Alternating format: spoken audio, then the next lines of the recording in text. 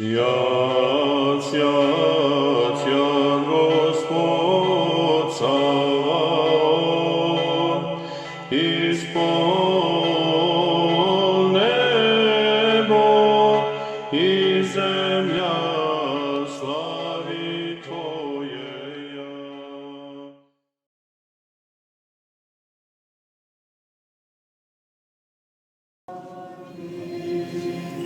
Oca i Sina i Svetoga Duha.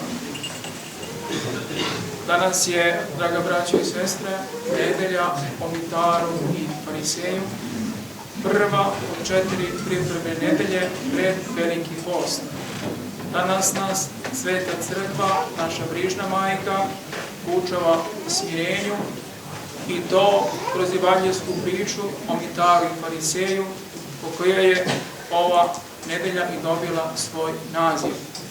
A ovu priču ispričao je Gospod onima koji su mislili za sebe da su pravedni, a druge ni podaštavali. Dakle, govori ljudima da bi se naučili smirenju. Čuli smo reči Gospodnje iz današnjeg evanđelja, 2 čoveka uđoše u hram da se Bogu mole. Jedan farisej, a drugi carinik.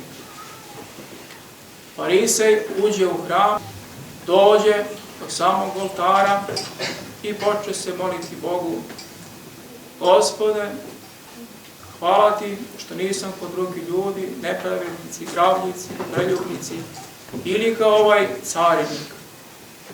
Postim 2 dana u sedmici, dajem 10 od svega što steknem. To je njegova molitva.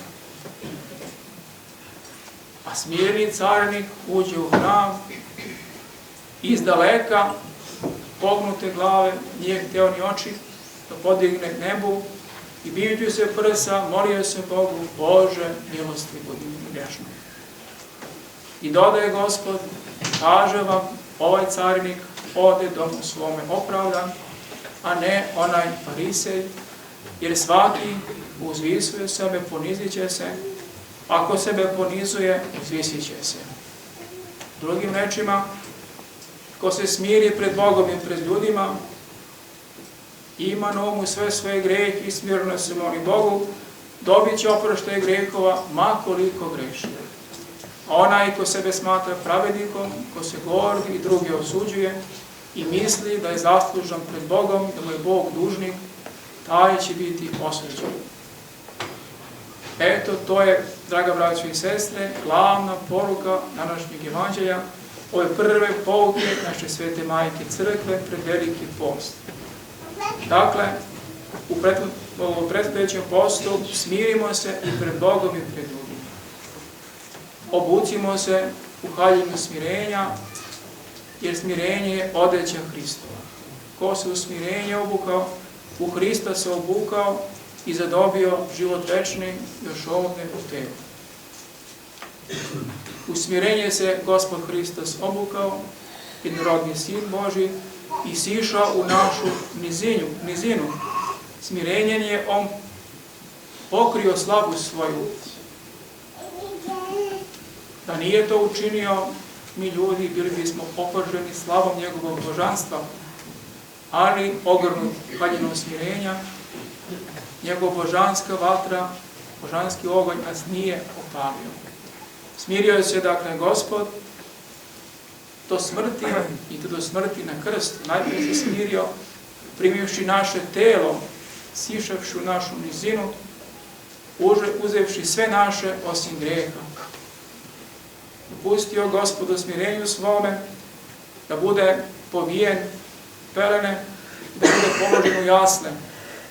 Šta ima smirenije od pelena i ubogije od jasala? Dopustio Gospod u svom smirenju da bude obrezan u 8. dan. Smirio se Gospod i pognuo glavu svoju pod ruku Petrčevu kada se krstio na Jordanu. Smirio se Gospod i do krsta, dozvolivši da ga grešni ljudi razapnu, da ga pljuju, da ga vređaju, da mu trnu venac metnu na glavu. Ali to smirenje i ljubav njegova donesuše nam život večni, draga braćo i sestre, jer bez smirenja Hristovog ne bismo ušli u raj, koji je grehom naših roditelja bio zatvoren. Dakle, naučimo se smirenju od samoga Gospoda, a i On nas na to sam poziva govoreći: naučite se od mene, jer sam ja krotak i smiren srce, i naći ćete pokoj dušama vašim. Eto u čemu je pokoj. U smirenju.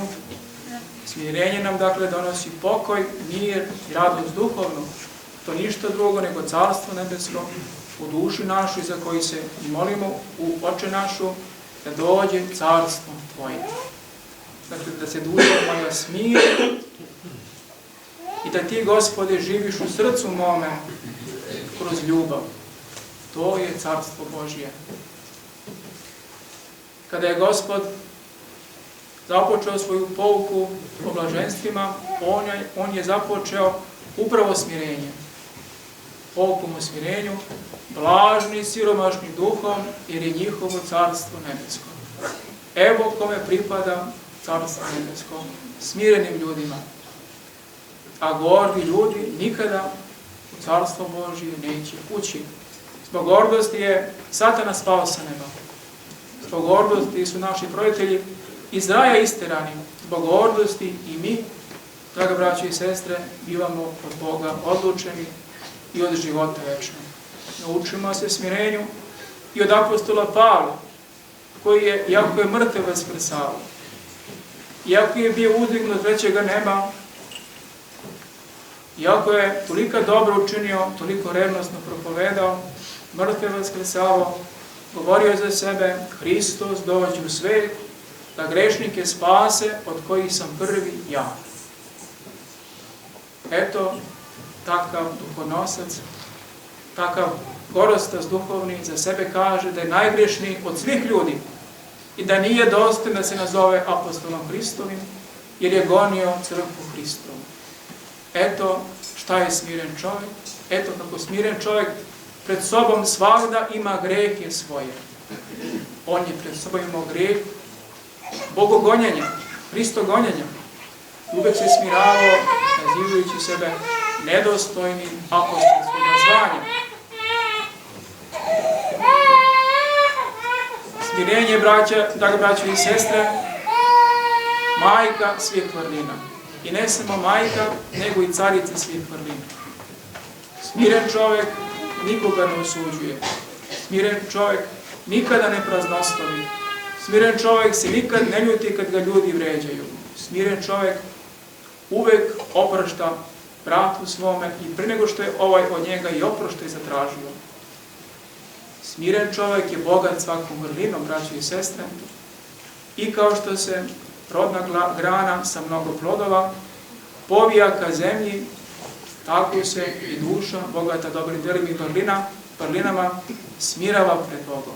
Što je čovjek smireniji pred Bogom, to je on bliži Bogu. I sve više i više, dakle, što je bliži Bogu, primećuju svoju ništavnost, svoju ubogost. To je pravi Hristov čovjek i kad tome treba težiti, dakle, braćo i sestre, smirenje su nam pokazali i onaj razbojnik na krstu, koji se smireno molio Bogu: pomeni me Gospod u carstvu svome, imajući na umu svoj razbojnički život u proteklom periodu. Smirenje je imala i ona bludnica, koja je Gospodu suzama svoje noge oprala i kosom svojom vlasima kose svoje otrla. Eto, to su primjeri smirenja, pa se i mi smirimo u ovom predstojećem postu, da bi Bog primio i naš post, i naše molitve, i sve naše trudove i dobra dela. Zaštitimo, dakle, sve to smirenjem, jer gordost će spaliti sve to, ne daj Bože, da to učinimo, da tako nerazumni budemo. Draga braćo i sestre, danas smo imali jedno venčanje u toku liturgije. Ova praksa venčanja u toku liturgije postojala je u prvoj crkvi. Rano hrišćanstvo nije znalo za odvojeni čin venčanja, nego svi koji su se venčavali, ulazili u brak, oni su se ovako venčavali kao što ste videli. Tek kasnije, mnogo kasnije, čin venčanja je izdvojen iz svete liturgije. mi smo tu dobru i blagoslovenu praksu danas obnovili. U našem manastiru venčali smo naše parohijane Aleksandra i Valentinu. Ovom prilikom želim da im čestitam stupanje u brak.